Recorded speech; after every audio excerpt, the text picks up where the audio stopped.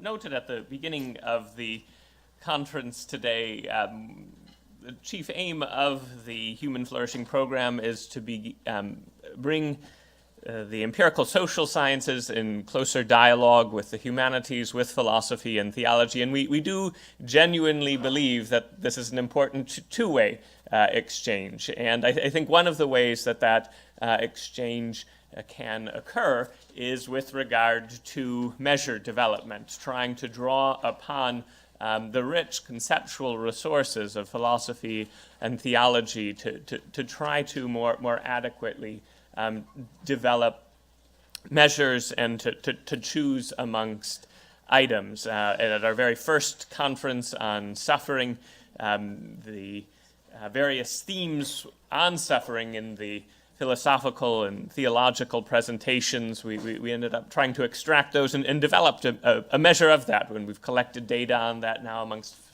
several thousand factory workers in Sri Lanka and a group of international flight attendants to begin to assess the psychometric properties of the measure.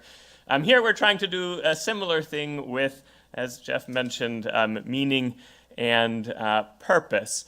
And the goal longer term is that again, that two-way exchange would take place, that after measure development and assessing the properties of the measure and then using them in empirical studies, the work would go on to inform and potentially challenge existing ideas in the philosophical literature. So I think it's both the case that philosophy and theology can provide rich hypotheses to examine, can help in the empirical study of these constructs, but then can also hopefully contribute empirical data useful for further philosophical and theological reflection.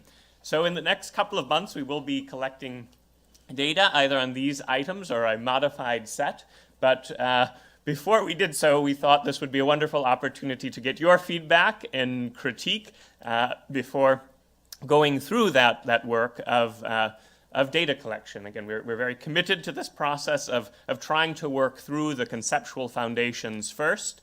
And since we have so many experts here and so many interested parties in this, we wanted to submit the items themselves for your feedback and critique. So I'll run through this relatively quickly, and then we hope to have at least 15, 20 minutes for any thoughts. Please don't be shy. This is kind of our opportunity to change things. If something really seems unclear or worthless, do let us know. That's why we're going through this process. So just as a quick review, since we now have 7 categories and it can be difficult to keep them all straight, we've got this tripartite division: coherence, significance, direction, but then several subcategories within those. Coherence, or what's sometimes called meaning of life. We distinguish between the global and individual sense. Essentially, the global sense having an understanding of the origin of the world, what is or is not valuable in it, and its final end. Individual coherence, having an understanding of who one is and what one values and how this relates to one's understanding of the world.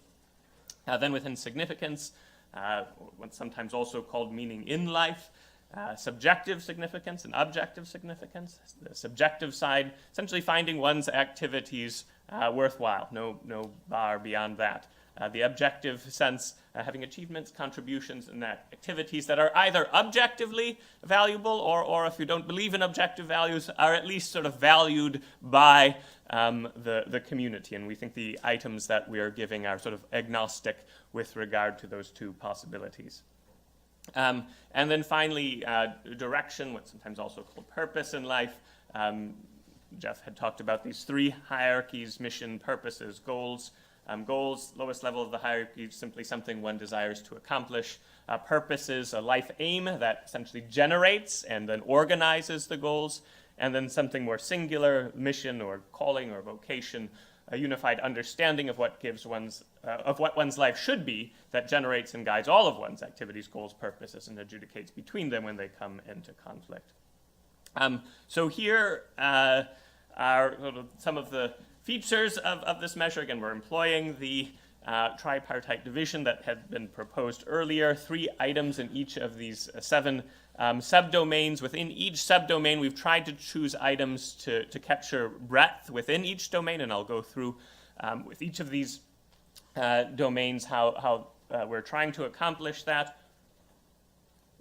We did, to the extent possible, use items in the existing research literature, in part because many of these have already been cognitively tested, but also for comparison purposes to allow for translation across different research measures.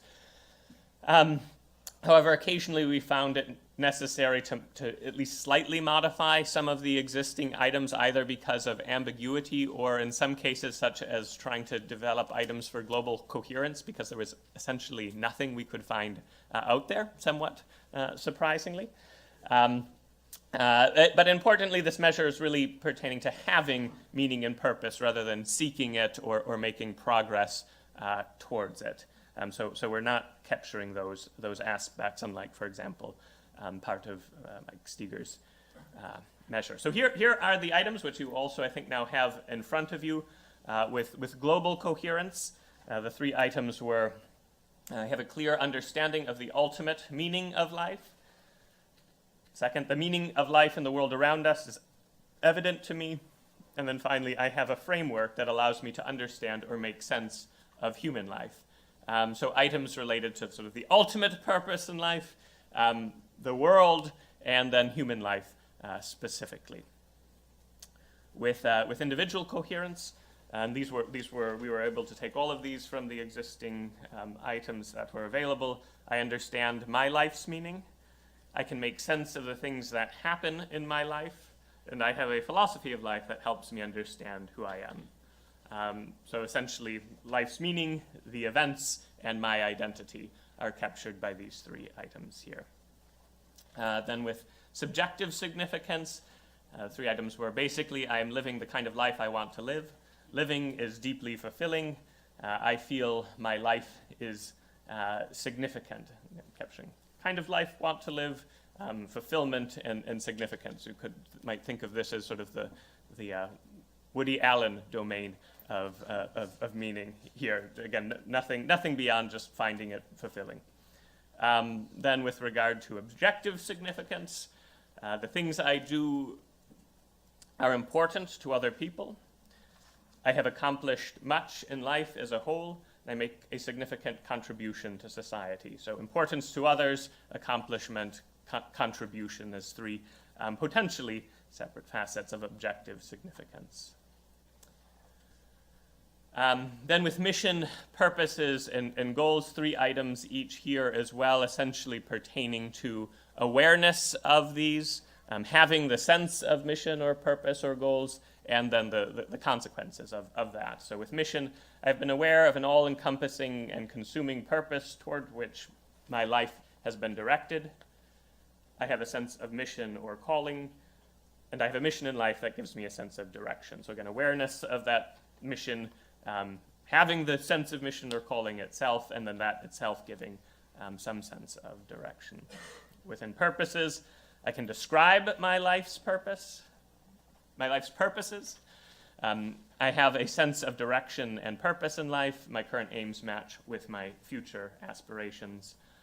Again, awareness, presence, and consequence. And then finally, with goals, I have definite ideas of things I want to do. In my life, I have very clear goals and aims. I have goals in life that are very important to me. So those are the 21 items, 3 in each domain. We did sort of a preliminary exercise also of mapping some of the other commonly used meaning and measures that have been proposed with regard to what, from our perspective, each of these are or are not capturing. So again, almost no items anywhere that we could find, at least, on a global coherence. And even if one does take the position that there is in fact no meaning of life, that these questions don't have an answer, that death is the end, it's still an interesting question from an empirical perspective whether holding these beliefs affect other sorts of outcomes, or how holding these beliefs relate to other aspects of meaning. So in most instances where coherence was captured, and several of the commonly used measures do capture coherence, it really is only the individual side of it, one's own understanding of one's identity and the events that are taking place in one's life. Somewhat to our surprise, many of these measures seem to be somewhat divided with subjective significance and objective significance. I mean, from our interpretation, at least, of the items in the George and Park measure, almost all of them really concern objective significance, my life mattering to the world, making a contribution, and so on. But in other scales, the focus has been more on subjective significance. And then, again, a range with regard to mission, purposes, goals. We felt that items concerning mission or calling were perhaps the least common amongst the items, and there was certainly some ambiguity across the levels. Something like, I have discovered a satisfying life purpose. That does get you something singular, whether that's really understood as an all-encompassing mission or not, probably would vary by the person interpreting it. But again, many of these measures capturing some aspects of goals, purposes, mission, or sometimes all of the above. So it was interesting to see where some of these measures what they did and potentially did not capture, if you buy into this sevenfold division. So with regard to what we hope to do, first, again, get your feedback and make any further refinements, which may seem desirable, and then go ahead and collect data. We're hoping in both workplace and educational settings to evaluate the psychometric properties of the measure, but then to use it for purposes of empirical research. How do as Jeff mentioned, the objective and subjective aspects of significance relate to each other? And I think this isn't just a matter of looking at the correlation, that itself will be interesting, but also to see if there are at least a handful of cases where subjective is high and objective is low, or vice versa. Correlation can be very, very high, even if there are only a handful of people for whom these are very, very different. But having a handful of people for whom these are different would at least make the conceptual point. Likewise, do the different dimensions have different effects on other health and well-being outcomes? Our speculation from some current empirical research being done by others at the School of Public Health at Harvard is that purpose may relate more powerfully, for example, to mortality risk than do measures of meaning. We hypothesize also that the relations are perhaps reversed with suicide. So are these hypotheses reasonable? Would this indeed play out? Likewise, do different of these domains of meaning and purpose have different determinants? Might religious service attendance, for example, be more strongly related to meaning than it is to purpose? And again, allowing for these more refined distinctions would help with being able to evaluate those hypotheses. Then finally, we're also curious as to how are more generic items being understood, with items like my life is meaningful, or I feel my life has a sense of meaning. When people respond positively to that, which of these 7 dimensions really is being captured? Where are the correlations between these more generic items and these individual domains the strongest? So this is some of what we hope to do in the future going forward. But now I do want to close and open it up for about 15 minutes of comment, critique, and discussion. So thank you all.